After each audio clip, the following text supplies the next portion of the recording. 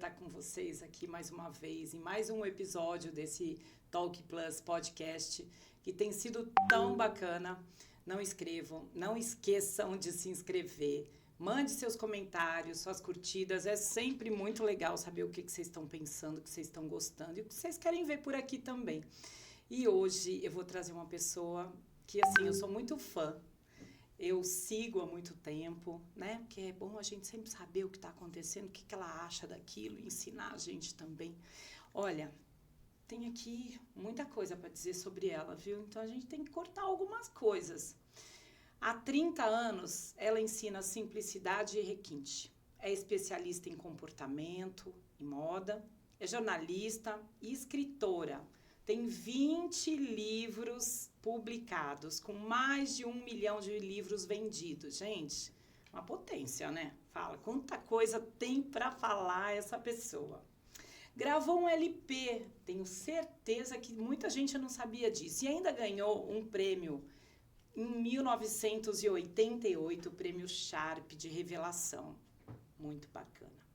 Ama gastronomia e, por isso, o seu recente livro, que é o Mesa Brasileira, fala sobre isso, sobre as riquezas gastronômicas que nós temos no nosso país, Norte, Nordeste, que pouca gente conhece. Então, gente, olha, eu vou trazer uma pessoa que eu estou muito orgulhosa de conversar, porque tem muito a enriquecer aqui a nossa mesa hoje, que é a Cláudia Matarazzo. Obrigada. Oi, Cláudia. Hoje estamos em 2 Cláudias aqui. Verdade, que delícia. Me achará. Muito obrigada pelo convite também. É um prazer ter você aqui. Como eu falei, quantas coisas bacanas a gente tem para conversar diante de tudo isso que você faz, né? Como é que você dá conta, primeiro de tudo, assim? Onde fica a Cláudia? Eu acho que assim, eu tenho um privilégio, para mim é um grande privilégio gostar do que eu faço. Eu acho que alguém um dia falou uma frase que não sei se foi Caetano Veloso, alguém falou essa frase, que é importante a gente gostar do que faz e não fazer o que gosta. E eu consigo isso, porque se eu fosse fazer o que eu gosto de muitas coisas. A coisa que eu mais gosto de fazer na vida é cantar. Tanto que eu persegui esse sonho por muito tempo, na juventude, estudei muito canto, acabei gravando o LP, tudo, só que o que aconteceu? Quando eu comecei a fazer shows à noite, eu percebi que eu era uma pessoa do dia. Então era um enorme sacrifício sair para aquele show às 9 da noite. Sim. Enorme. Eu brinco hoje que eu falava assim, gente, eu saía quase de pantufas. Porque eu já tinha jantado em casa, eu estava debaixo das cobertas, e aí falava, agora eu tenho que sair, pegar o carro, dirigir, chegar no camarim, me maquiar para entrar às 11 horas, que era o começo do show. E ainda bem que você adorava fazer isso, porque senão eu adorava não tinha motivo, cantar, né? Essa parte eu adorava, só que esse processo todo era um sacrifício. Exato. E o dia seguinte eu ficava morta, porque como eu sou do dia, eu ia dormir às 3:30 da manhã e às 8 eu estava pronta para o dia, e aí não me aguentava. Então tive que parar com a carreira de cantora, assim, para valer, né? E falei, agora eu vou ter que fazer outra coisa. A segunda coisa que eu sabia fazer, porque eu tinha estudado na faculdade era jornalismo, porque meus pais falaram, não, você não vai estudar música, você não vai ser cantora. Isso já era, na cabeça deles era muito claro, né? E eu falei, não, eu vou ser cantora, mas para deixar vocês felizes eu vou estudar jornalismo, porque eu gostava muito, eu gosto de escrever. Eu falei, então vamos ser jornalistas. Sim. Porque o jornalismo aconteceu na minha vida até muito cedo, porque como eles não pagavam a minha formação musical, eu comecei a trabalhar assim que eu entrei na faculdade. Trabalhava na Editora Abril. Sim. E aí eu pagava minhas aulas, fiquei independente, fui morar sozinha, enfim. Então eu faço o que eu gosto, voltando à tua pergunta. Isso é maravilhoso. Aliás, eu gosto do que eu faço, né? Então, isso faz com que todas essas gavetinhas da comunicação, porque tem rádio, tem televisão, tem o livro, tem as palestras, tem coluna de jornal que eu ainda faço, tem blog, né? Então, são gavetas, mas de uma ocupação que eu gosto muito, que eu acho que isso faz muita diferença, né? É bacana. E aí você trouxe hoje o seu último livro. Esse é o filhote, o mais recente. Filhote, que é super bacana. Olha, esse livro aqui, a capa já dá vontade, né? De ler e saber o que tem aqui, porque ele, na verdade, ele é um guia para servir e degustar nossa comida regional. E eu dei uma olhada, tem muitos chefes assim, gloriosos, com receitas maravilhosas de especiarias, de peixes que pouquíssimas pessoas conhecem, né? Então, é tão legal isso, divulgar isso. Eu acho que a nossa gastronomia é uma grande injustiçada pelos brasileiros, porque... Sim, porque tem tanta riqueza cultural aí, né? Tem. Esse livro, na verdade, ele, além dos chefs, são 12 chefs e 18 receitas, assim, bem explicadas. Mas, na verdade, tem mais de 80 pratos explicados, detalhados, regionais, para a gente entender de onde veio o prato, aonde que come, como é que ele é degustado. Exatamente. Porque a gente está dividido por regiões, né? Sim. Porque a pessoa que está no sul, ela muitas vezes não chega até o norte e não tem ideia da riqueza que é e vice-versa, né? Sim, com toda certeza. E é bem legal. Eu dei uma olhada nele, ainda não todo, mas eu percebi a riqueza que tem cultural dentro dele. Porque quando se fala de gastronomia, não é só a receita que tem aqui, tem muita cultura desses lugares, assim, que está trazendo histórias de ingredientes que as pessoas não conhecem. Como você falou, estamos aqui, não conhecemos o que tem lá no Amazonas, enfim.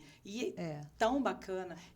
Tem coisas assim, eu procurei, desculpa só essa coisa de contar a história, né?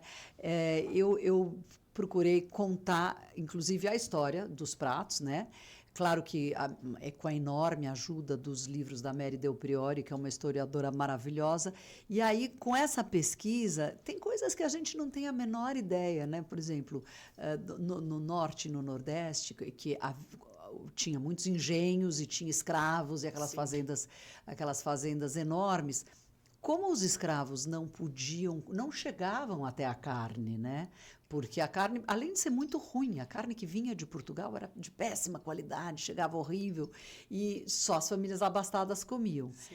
Então, eles iam pegar toda essa caça do mato, né? Então, todas essas carnes diferentes que a gente come no Nordeste, e a própria carne de sol, que depois são carnes de outros animais, às vezes, é tudo porque foram os escravizados que foram desbravando essa caça, né? E os peixes, claro, que nunca... A sorte deles é que tinha esses peixes, esses rios e tudo, que no fim acabou sendo muito melhor do que aquela carne horrorosa que vinha Exatamente, porque de estava Portugal. ali tudo fresquinho, maravilhoso, né? E tem peixes... maravilhosos. Esse, então, é o filhote. Mas... Esse é o filhote mais novo, Tem 19 atrás, né? Tem. Tem 19. E tem os livros que você fala das gafes, né? Então, assim, a gente vê quem segue no Instagram, que é muito mais acessível para todos, né? Ali, tá seguindo... E eu sigo há bastante tempo, eu dou muita risada com as perguntas que mandam. E como você já me disse, né? Tem pessoas que falam, você inventa essas perguntas? Não, as pessoas enviam. Não, eu jamais teria essa imaginação, porque tem coisas que são, assim, muito além do que a gente consegue imaginar. Mas essa que é a graça, porque os olhares são diferentes, né? O Brasil é um país muito grande, com culturas diferentes e regionalidades diferentes. Então, claro que quando você fala de comportamento, o comportamento varia também. E o Brasil é continental, é um continente, certeza. Né? Então, assim, mas precisa aprender essas coisas? Não, você não precisa aprender tudo, mas é interessante a gente ter uma noção de um comportamento como um denominador comum, Sim. Porque facilita a comunicação.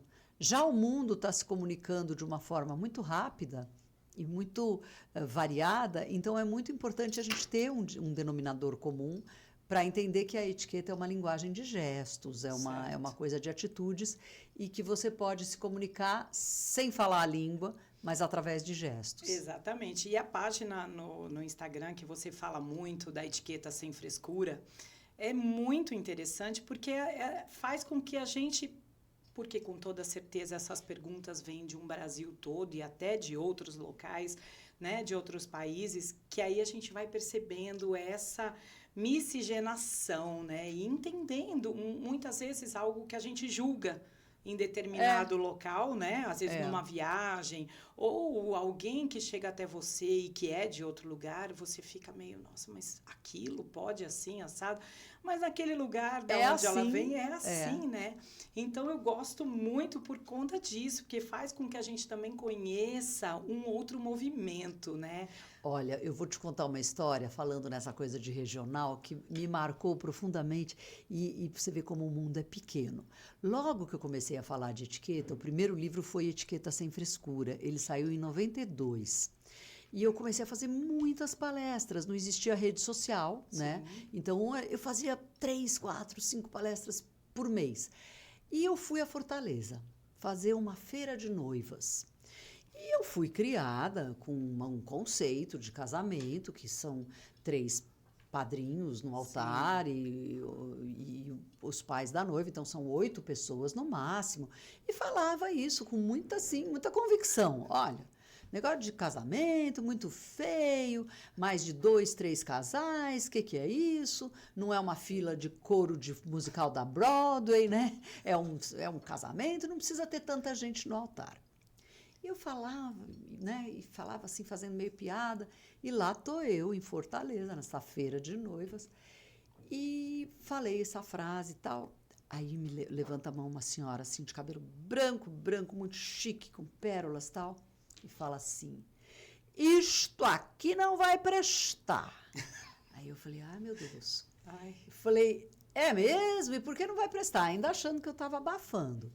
Ela falou, porque aqui nós somos, a cultura aqui são 30 padrinhos de cada lado e há um desfile de padrinhos que entra na igreja. Esse desfile acontece. Meu Deus. Bom, vivendo e aprendendo. Exato. Eu falei, já não está mais aqui quem falou, já mudei de ideia.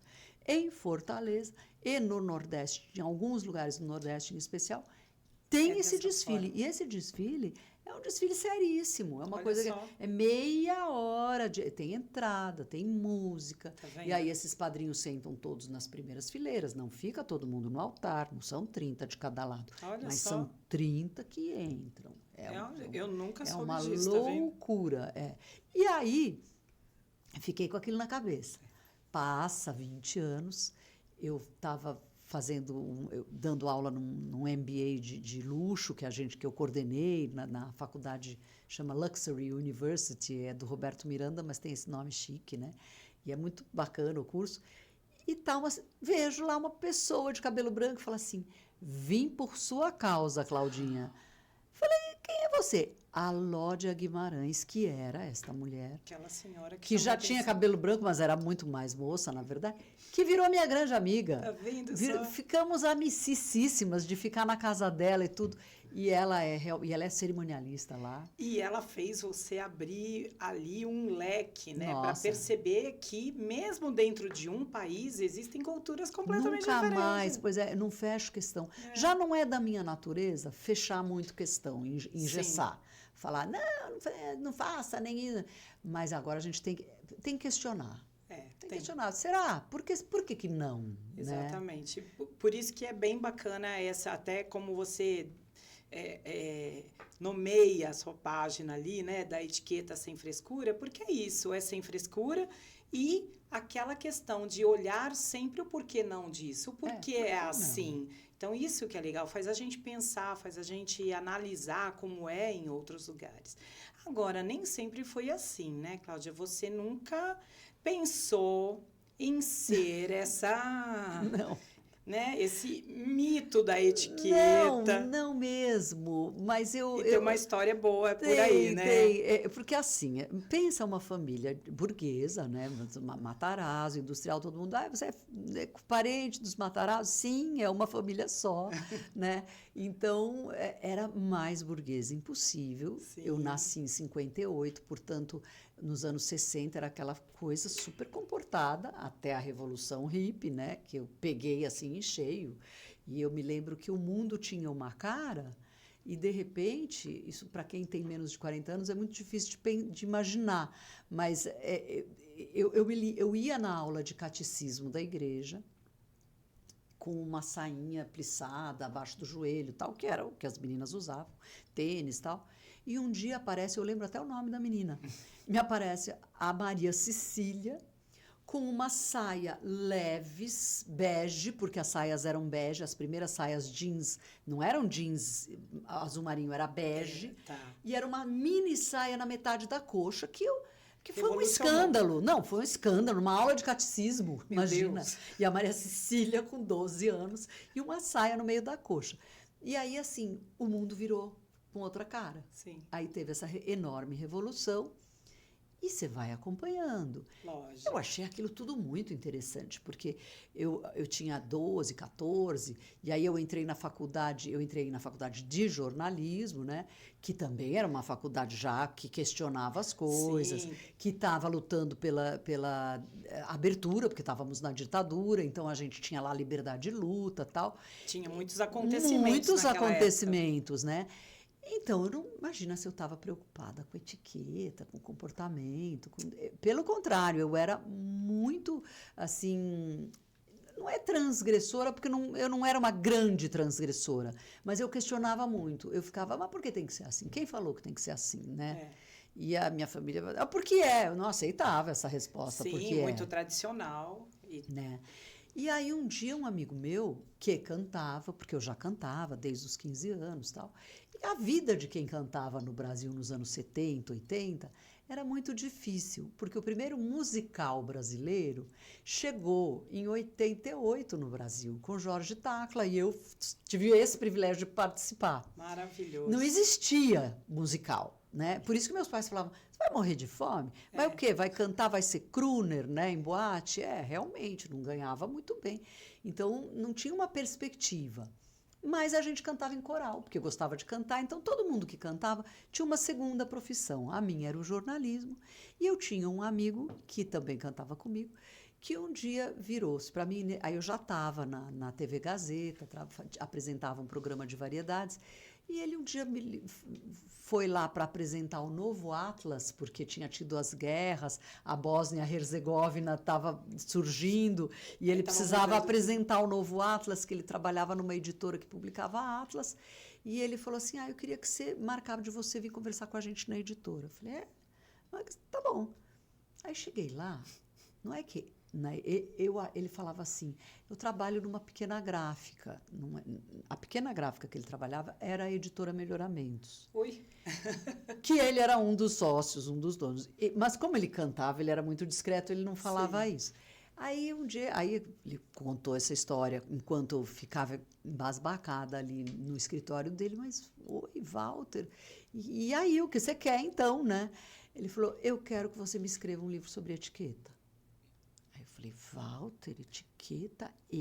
Mas assim mesmo. Falei, eu acho isso muito chato, é muito engessado.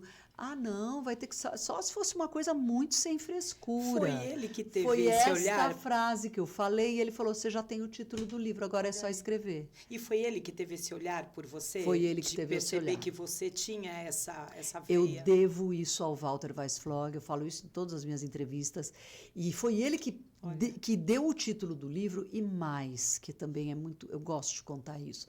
Muitas vezes as pessoas falam assim, mas como é que eu queria escrever um livro, não sei por onde começar. Eu falei, então eu vou te contar uma coisa. Aí o Walter ele fez o seguinte, ele me deu o livro da Danusa Leão, que tinha acabado de sair. Fazia 1 ano. E a conversa foi essa. Ele falou, Cláudia, nós temos 100 e poucos anos de editora. O nosso último livro de etiqueta saiu em 1970, estamos em 91, saiu o da Danusa, a gente precisa de um livro para falar sobre isso atualizado. Tá bom. Aí ele me deu o livro da Danusa e falou, leia, vê o que você acha, depois você me conta. Peguei o livro da Danusa, devorei em 2 horas, 3 horas, sei lá o quê.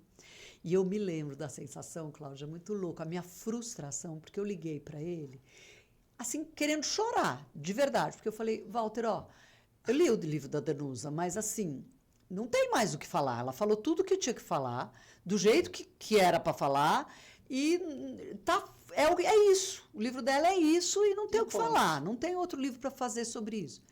Aí ele falou assim, então vamos fazer uma coisa? Não precisa ficar tão aflita, porque eu estava meio chorando até, acho que ele percebeu. Ele falou, esquece, põe esse livro de lado, deixa passar 3 meses, não pensa mais no assunto. E aí, daqui a 3 meses, você faz o seguinte, você só escreve um índice do que você escreveria num livro de etiqueta.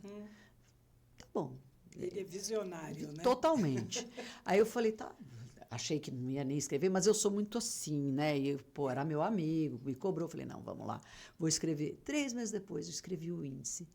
E começou a pintar um monte de coisa na minha cabeça, porque eu já não estava mais com Danusa na cabeça também. Sim. Vou fazer sobre isso, vou fazer isso. E uma coisa foi puxando a outra, e fui lá com o índice na mão. Não tinha fax, acho que nem fax eu usava.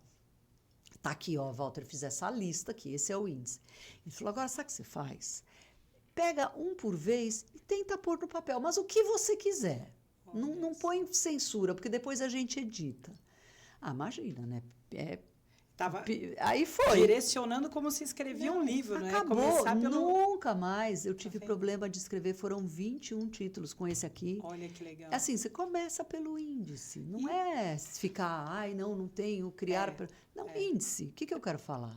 E aí sai o livro. É uma dica maravilhosa. É o esqueleto do livro, não tem como.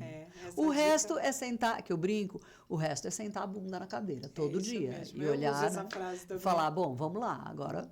Vamos trabalhar, né? É isso aí. E aí também surgiu a outra Cláudia, né? A outra fase da Cláudia, né? Aí eu me tornei uma criatura que falava de etiqueta. Porque era uma hippie, né? Não é isso? Não tem essa transição? Tinha, não. E aí eu falei, não, gente, então...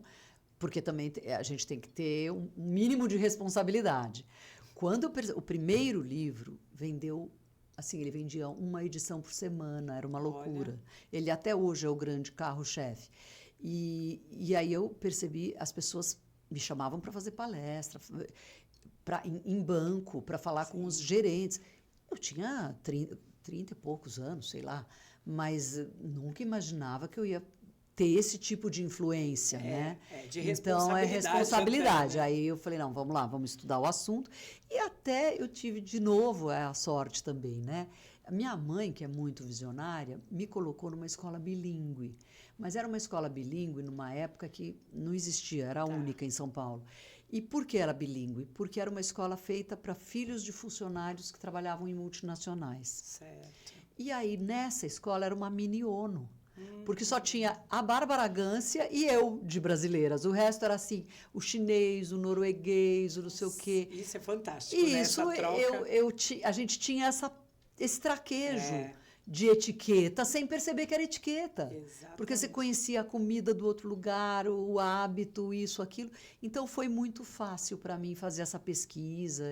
E viajava muito, porque meus pais me levavam muito viajar. Isso, né? É fantástico. Isso vai construindo todo um conteúdo, né? Vai construindo uma história que você vai começando a passar isso. Não, aí até eu acreditei em mim mesma, né? Depois que eu incorporei, né? Eu falei, não, peraí. E é legal isso, né? Essa importância do olhar do outro, né, pra gente. Você vê, você não se via daquela forma, você tinha um estilo de comportamento completamente diferente, e uma pessoa foi lá e olhou para você e falou, viu o potencial, porque se não fosse potencial, você não estaria até aqui, nesse tempo todo, trabalhando com isso, né?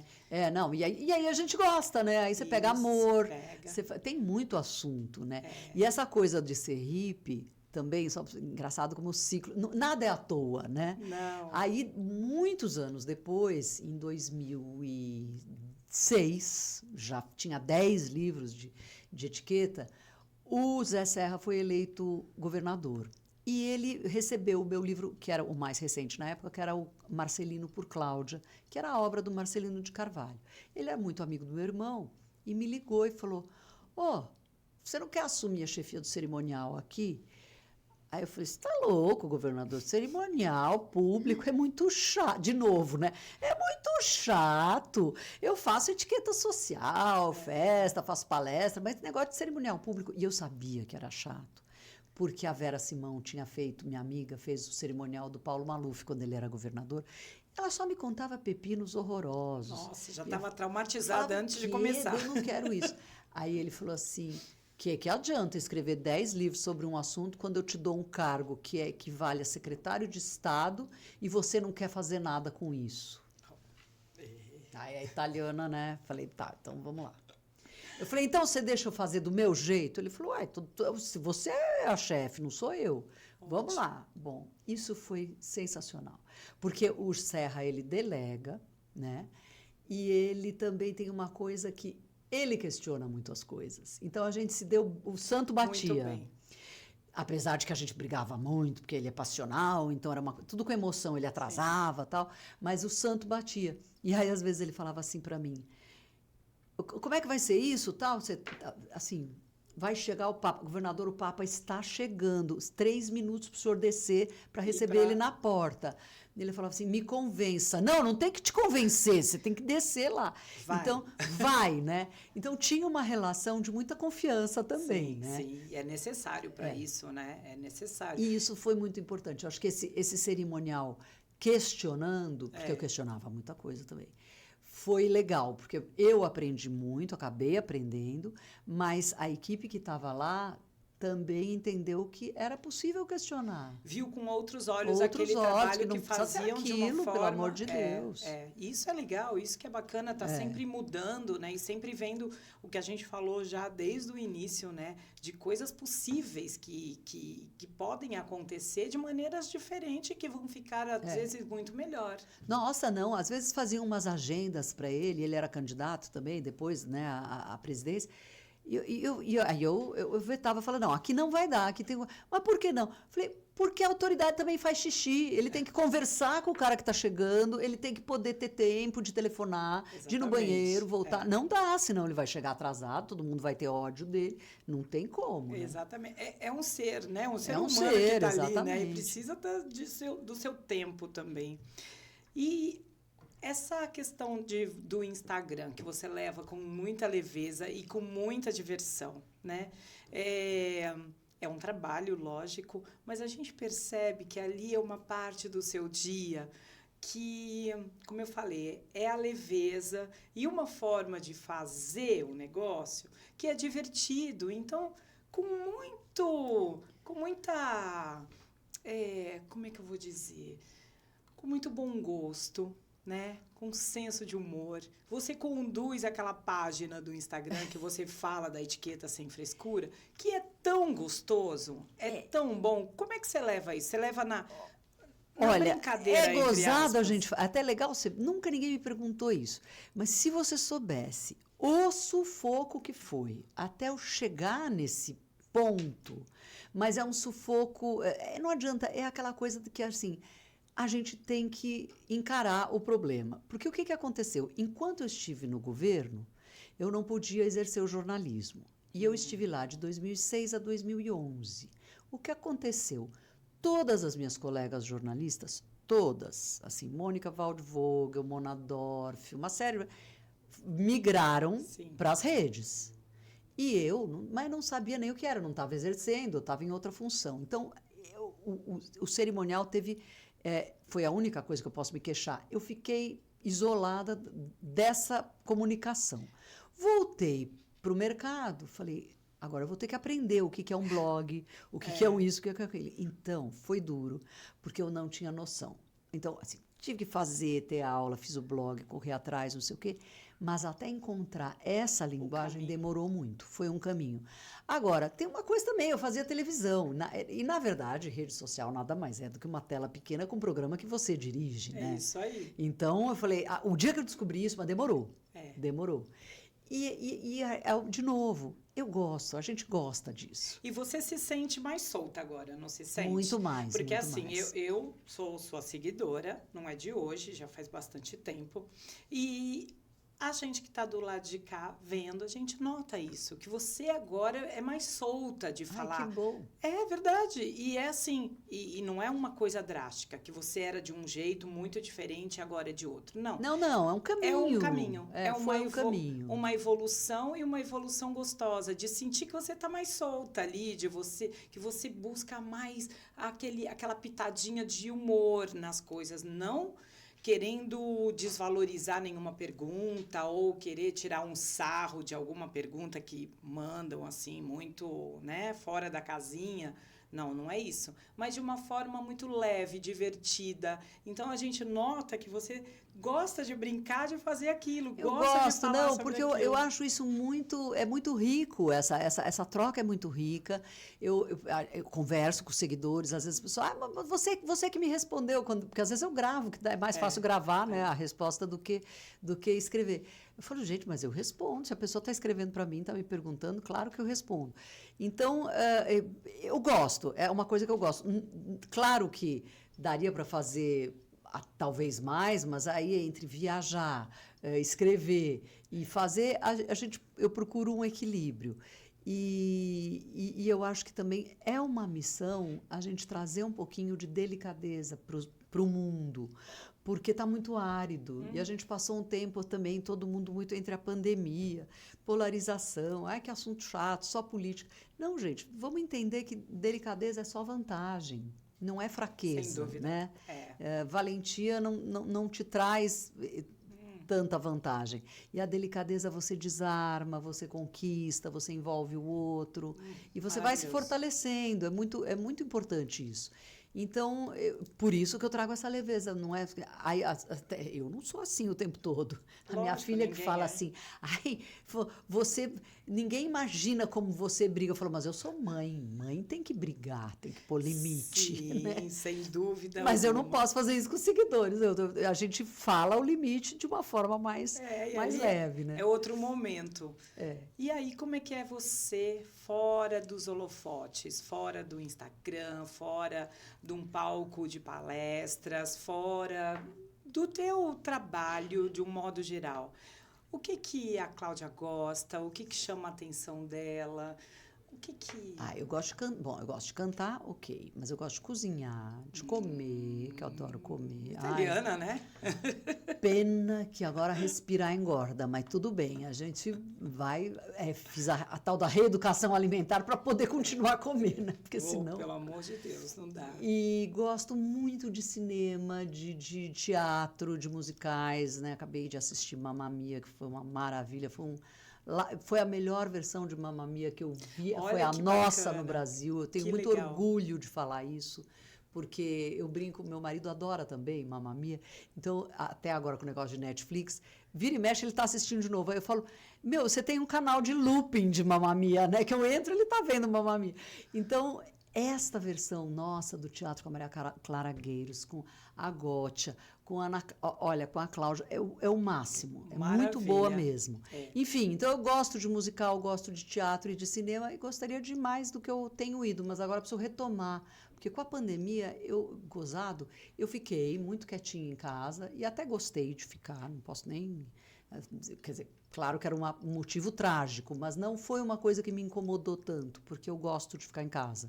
Eu me recordo que você comentava sobre isso e eu me espelhava muito, porque eu também gosto de ficar. Eu gosto de ficar em casa. E a gente curtiu algumas coisas, por exemplo, você começou a mudar o seu visual, do seu cabelo. Eu lembro que você falava, que a sua família falava, mas como que você vai deixar assim? Você falou, vou deixar, vou fazer, estou gostando e tá tudo bem.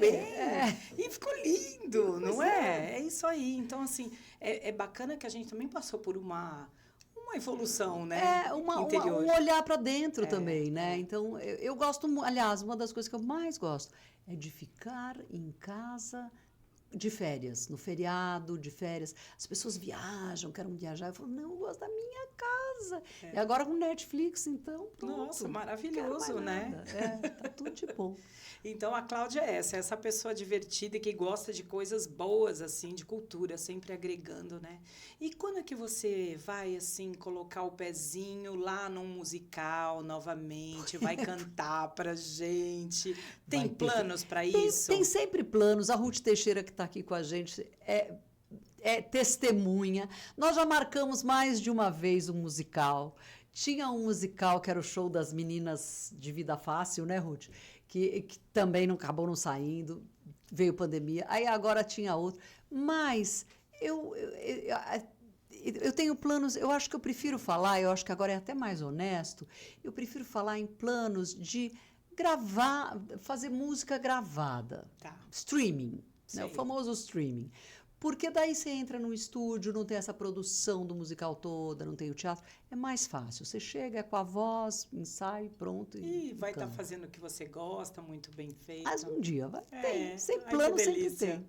Ai, muito bom. Cláudia, você é muito simpática, muito querida, uma pessoa assim, com uma riqueza de coisas para contar. Poderíamos ficar aqui a noite toda e você teria muitas coisas gostosas para contar. Tenho certeza que você inspirou muitas pessoas que estão Imagina, aqui nos vendo. Tomara, que bom, que bom. É, isso é bacana. Eu acho que a gente está aqui para isso, né? Essa troca do ser humano é isso. A gente tem que olhar para o outro e saber escutar, né? Para a gente poder aprender alguma coisa e se conectar de alguma forma. Cláudia, olha, eu adorei também estar aqui. E só quero te agradecer mesmo. E como você falou em troca, eu vou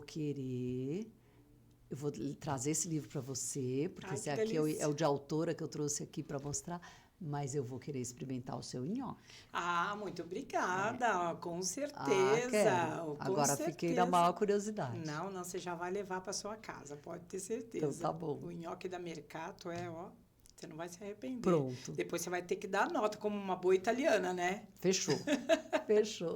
Obrigada, Cláudia. Muito obrigada mesmo. Você, assim, alegrar e contagiar com a sua simpatia aqui no nosso podcast hoje. Eva, muito obrigada eu. Mesmo. Venha sempre que quiser, viu? Muito obrigada. Olha, que delícia de papo esse que foi, hein? Nossa, quanta coisa boa. Mande seus comentários pra gente. Não esquece de se inscrever lá no canal, né? Mandar um coraçãozinho e mandar suas dúvidas sobre qualquer coisa que a gente tenha falado aqui, perguntas, e a gente adora receber os seus comentários.